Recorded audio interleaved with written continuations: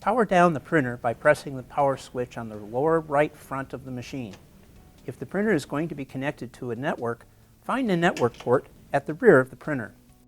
Connect the network cable to the network port by pushing it in until you hear a click.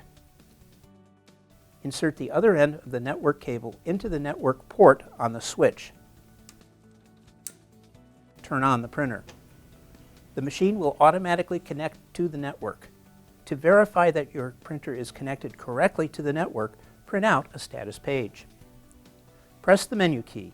Use the up or down arrow to scroll to Report Print. Press the right arrow key.